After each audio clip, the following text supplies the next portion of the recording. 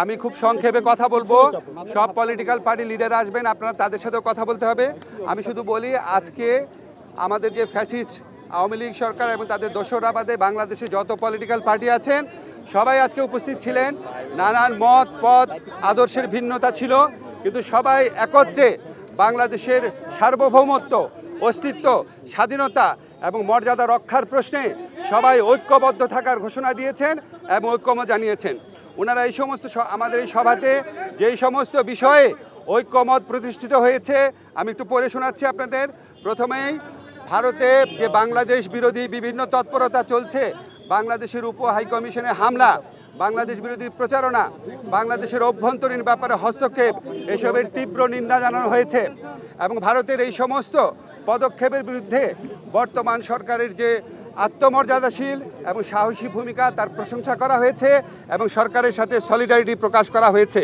তবে একই সাথে সাথে ভারতের এই সমস্ত প্রচারণার বিরুদ্ধে সরকারকে আরও শক্তিশালীভাবে, আরও বেগবানভাবে এটাকে অ্যাড্রেস করার কথা বলা হয়েছে এবং এই জন্য প্রয়োজনীয় যে প্রবাসী যে আমাদের বন্ধুরা রয়েছেন, অন্য রাষ্ট্র রয়েছেন, বন্ধু রাষ্ট্র, তাদের সহযোগিতা, প্রবাসীদের সহযোগিতা, আন্তর্জাতিক সংবাদ সংস্থার যে সাংবাদিকরা রয়েছেন তাদেরকে এই দেশে ডেকে নিয়ে আসা, এই ধরনের নানান পরামর্শ দেওয়া হয়েছে এবং আমাদের কমিউনিকেশন স্কিল এবং ইন্টারন্যাশনাল লিগাল স্কিল বাড়ানোর পরামর্শ দেওয়া হয়েছে।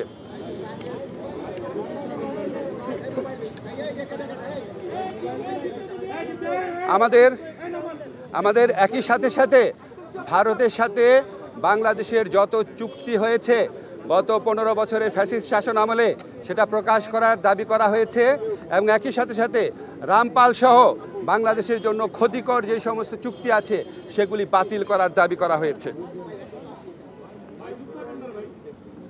বাংলাদেশের প্রতি ভারতের যে অর্থনৈতিক নিপীড়ন, যে সাংস্কৃতিক আধিপত্য প্রতিষ্ঠার চেষ্টা, অভ্যন্তরীণ ব্যাপারে নাক গলানোর চেষ্টা, সেটার নিন্দা জানানো হয়েছে এবং ভারতকে বাংলাদেশের প্রতি মর্যাদাশীল আচরণ করার, সৎ প্রতিবেশী সুলভ আচরণ করার আহ্বান জানানো হয়েছে। আচ্ছা, আমাদের এই পরিস্থিতি মোকাবেলায় ভারত বাংলাদেশ বিরোধী যে বিভিন্ন প্রচারণা চালাচ্ছে, এই পরিস্থিতি মোকাবেলায় সকল সম্প্রদায়ের মানুষের ভূমিকার প্রশংসা করা হয়েছে এবং সাম্প্রদায়িক সম্প্রীতি যে কোনো উস্কানির মুখে অটুট রাখার প্রত্যয় ব্যক্ত করা হয়েছে। সবশেষে সবাই একটা জিনিস বলেছেন যে আমাদেরকে আর শক্তিহীন, দুর্বল, নতজানু ভাবার কোনো রকম কোনো অবকাশ নাই। যে কোনো ধরনের অপপ্রচারণা এবং উস্কানির বিরুদ্ধে আমরা ঐক্যবদ্ধ থাকব এবং আমরা আমাদের ঐক্য অটুট রাখব, আমরা সাহসী থাকব এবং আমরা যে কোনো ভবিষ্যতেও যে কোনো ধরনের প্রচারণা আসলে, যে কোনো ধরনের উস্কানি আসলে আমরা আমাদের ঐক্যকে আরও বেগবান দেখানোর একটা প্রচেষ্টা অব্যাহত রাখব। একই সাথে সাথে আমাদেরকে বলা হয়েছে, এটা প্রস্তাব আকারে আসছে যে আমরা যে গোটা জাতি এই যে ভারতের অপপ্রচারণার বিরুদ্ধে ঐক্যবদ্ধ রয়েছি, এই জন্য আমরা সবাই মিলে একটা সমাবেশ করতে পারি কিনা, সবাই মিলে একটা পলিটিক্যাল কাউন্সিল করতে পারি কিনা, এমনকি নিরাপত্তা কাউন্সিল করতে পারি কিনা, এই ধরনের প্রস্তাব আনা হয়েছে। এই সবার মূল সুর ছিল যে আমাদের মধ্যে মত পথ আদর্শের ভিন্নতা থাকবে, আমাদের রাজনীতি ভিন্নতা থাকবে, অবস্থান ভিন্নতা থাকবে, কিন্তু দেশ সার্বভৌমত্ব এবং অস্তিত্বের প্রশ্নে আমরা সবাই এক, সবচেয়ে উপরে দেশ এবং এটার থেকে আমরা কখনো বিচ্যুত হব না। বাংলাদেশকে দুর্বল, শক্তিহীন, নতজানু ভাবার কোনো রকম অবকাশ নাই।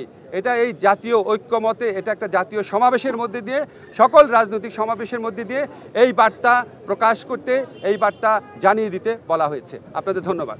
Thank you.